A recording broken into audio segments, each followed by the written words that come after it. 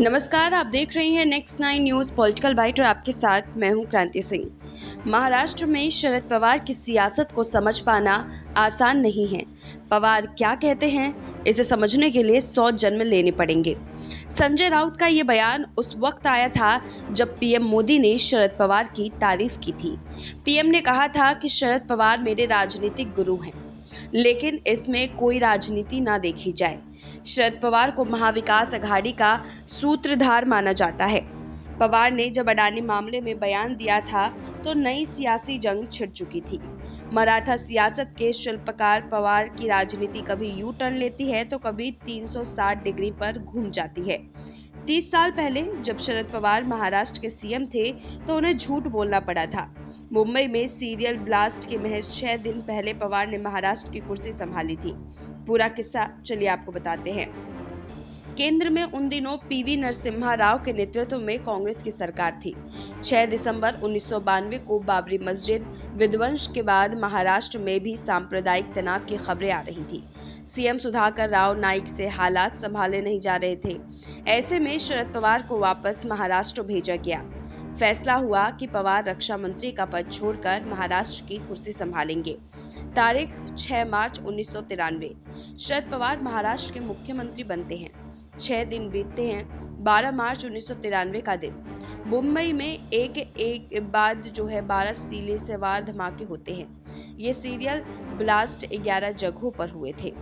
इसको लेकर के कई सारी खबरें भी सामने आई थी। धमाकों के पीछे दाऊद इब्राहिम और टाइगर मेमन का नाम सामने आया। डी कंपनी ने ये पूरी साजिश रची थी, लेकिन जब धमाके हुए तो उस वक्त के मुख्यमंत्री पवार ने कहा कि मुंबई में 11 जगह नहीं 12 जगह ब्लास्ट हुए हैं।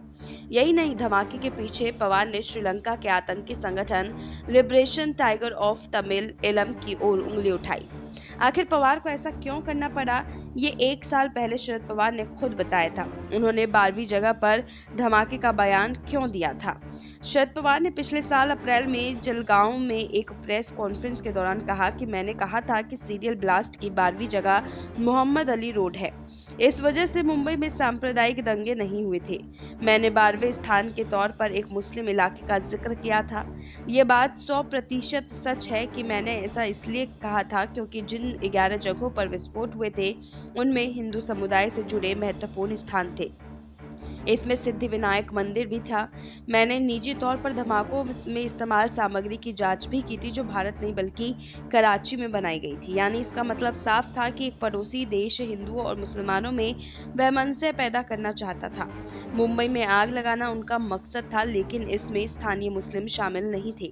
पवार ने धमाकों की जाँच करने वाले श्री कृष्ण आयोग का हवाला देते हुए कहा था कि आयोग ने भी माना है कि अगर मैंने ये स्टैंड नहीं लिया होता तो मुंबई जल उठती।